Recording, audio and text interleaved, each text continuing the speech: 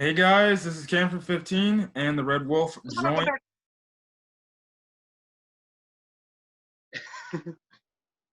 yet again with another Food Wars. I was thinking Food Wars. What the hell? SAO.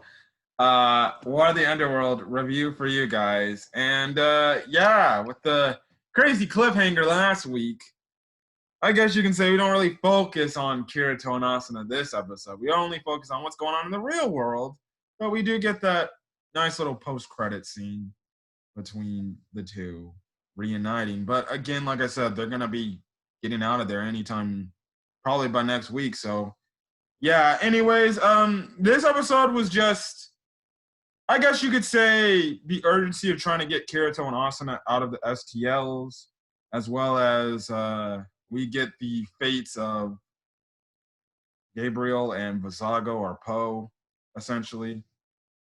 And then we see somebody from the past return. Mm-hmm.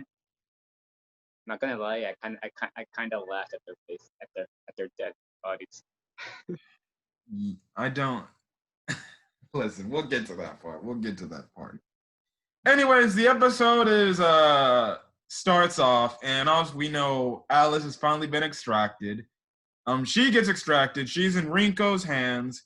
Asuna tells Rinko that she's staying with Kirito, and she's not deciding to go out of there, and they'll just stay there for the next 200 years until I guess they get pulled out.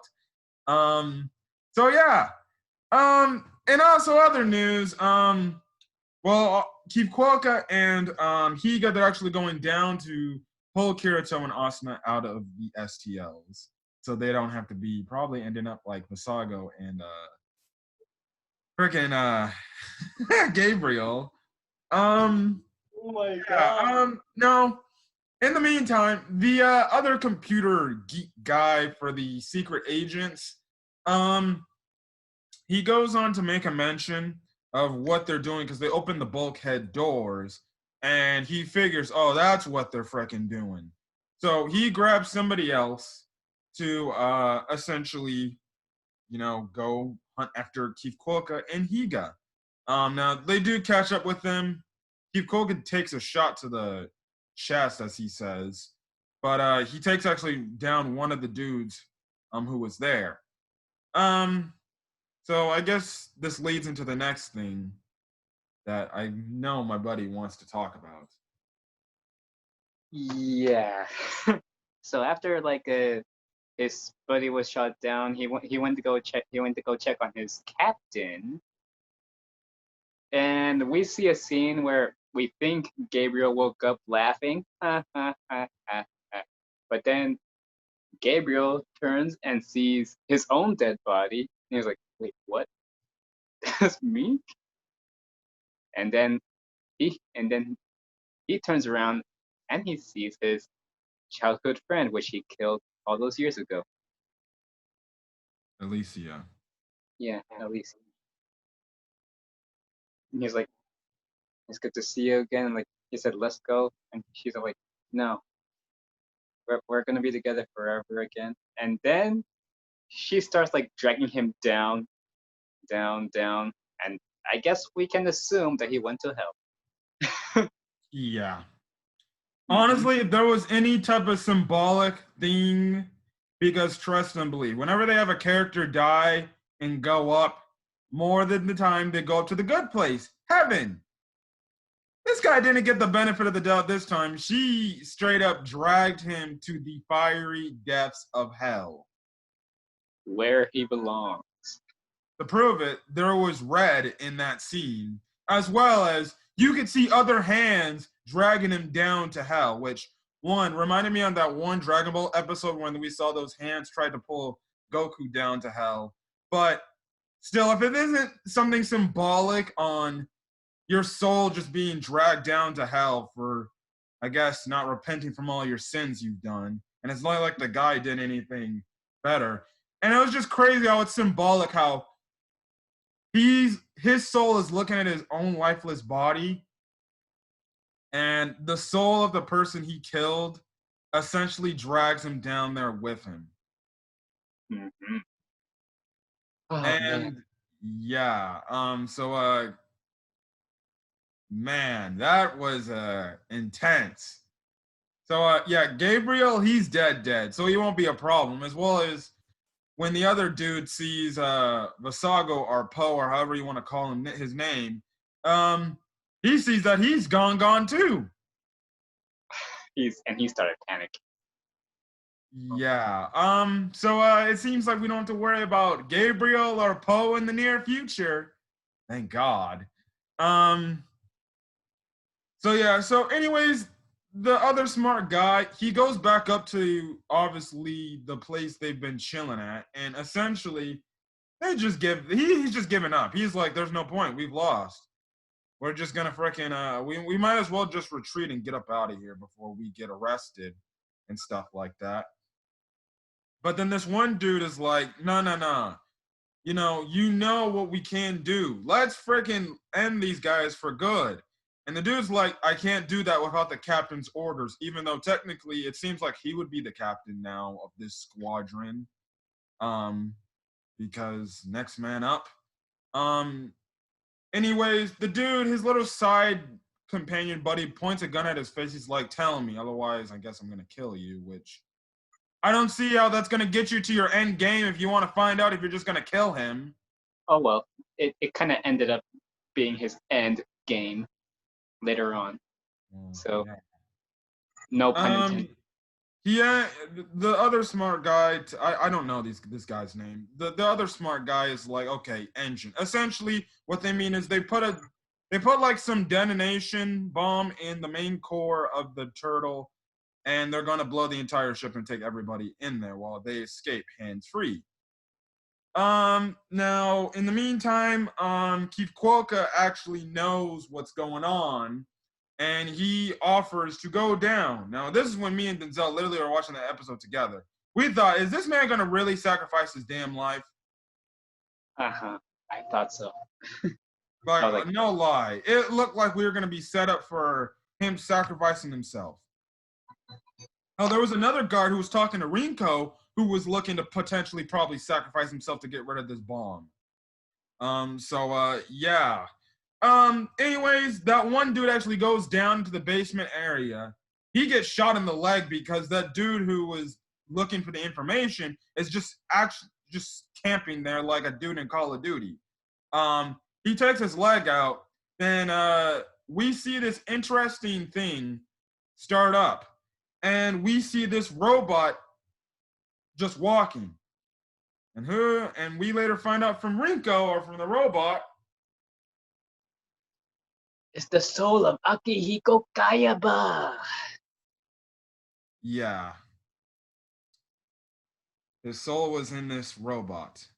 I don't know if they explained it well enough, but okay. Okay. His soul lives on. You can go on and explain this scene, the rest of the scene.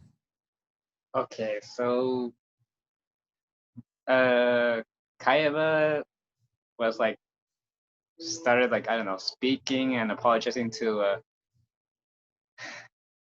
his old girlfriend. Yes. Yeah, and he's also starting to saying like she she she's the only one connecting him to the real world and stuff and all that stuff, and that's where like he started like I don't know fighting and walking towards that guy who was shooting him and all that stuff. Yeah. Mhm. It looks like he wasn't gonna make it until Kikuoka came in the clutch and shot him. Yeah. You can continue. Okay. Quick is put over to the side. In the meantime, Robot Kayaba opens the core door. I guess this little I'm guessing the motors on this robot is starting to fail. And when it looks like he's like it's all hope is lost because he shortly gets to the bomb, I'm like, oh damn, they're gonna pull this stunt, huh? The robot can't get to it, and somebody's gonna get in there and try to disarm it. But no, thanks to Rinko, I guess doing the typical anime supersonic plea type of thing where they're like, come on, please, do this, do this. he reawakens and he stops the bomb, and then yeah, so the day is saved. Higa can focus on getting Kirito and Asuna out of the STLs. Now, an interesting point is the government agents, they leave on their little submarine.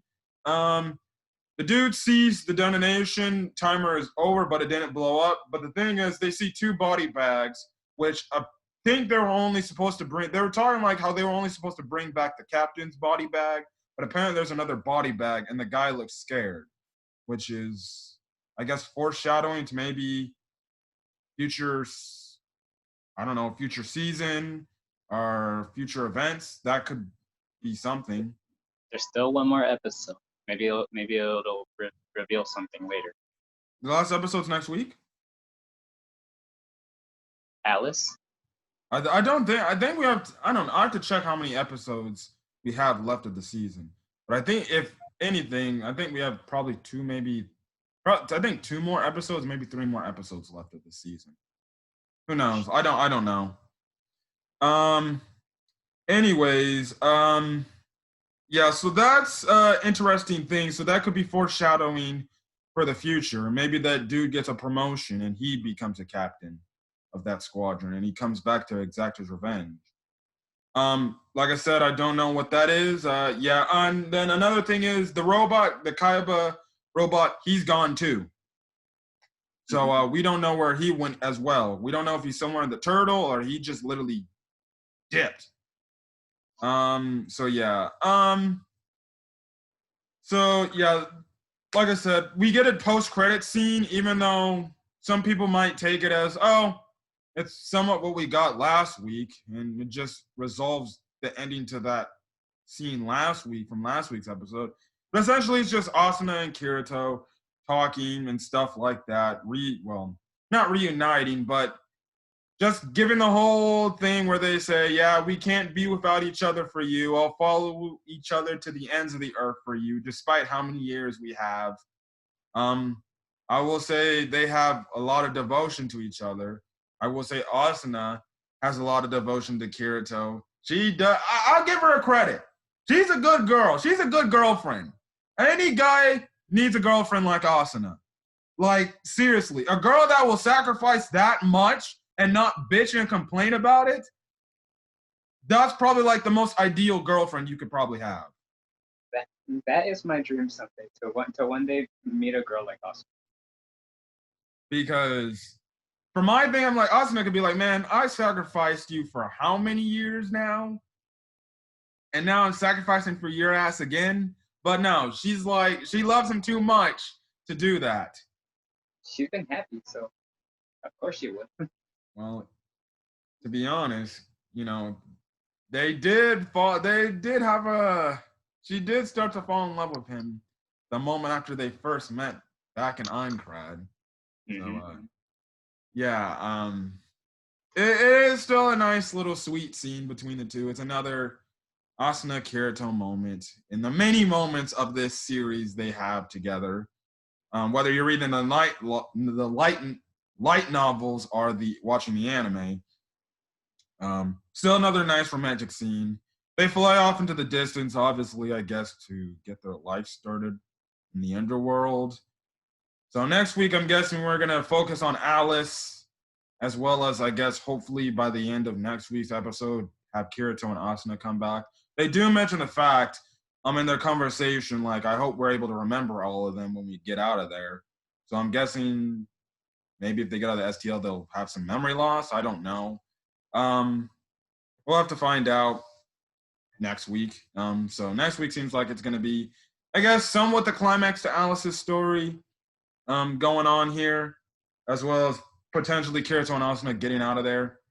But hey, this episode was, good. This episode was good. Some people might say, it's all right, but it's nothing to sleaze what we saw the last couple of weeks. But still, it progresses the story. Yeah. So, yeah. And I guess the Kaiba thing is just another throwback to season 1 stuff. Mm-hmm. That's honestly just really a throwback to season 1 or a callback to season 1 because Kaiba's done that type of thing before in the past. So in ALO, for example, after Kirito Fatsugo.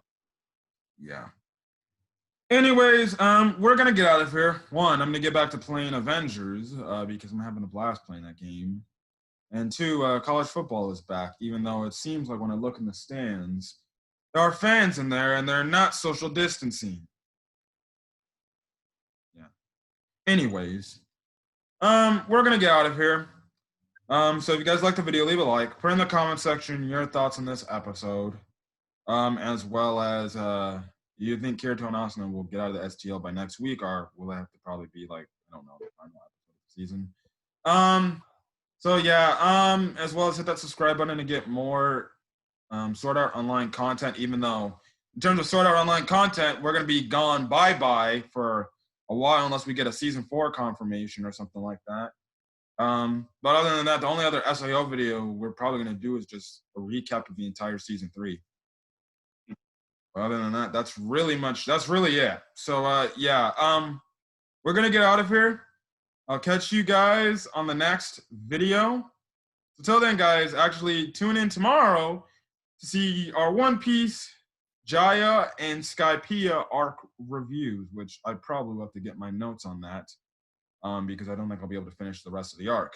But regardless, yeah, we're going to get out of here. Hopefully you guys are having a great rest of your day and staying safe out there. So till then, guys, peace.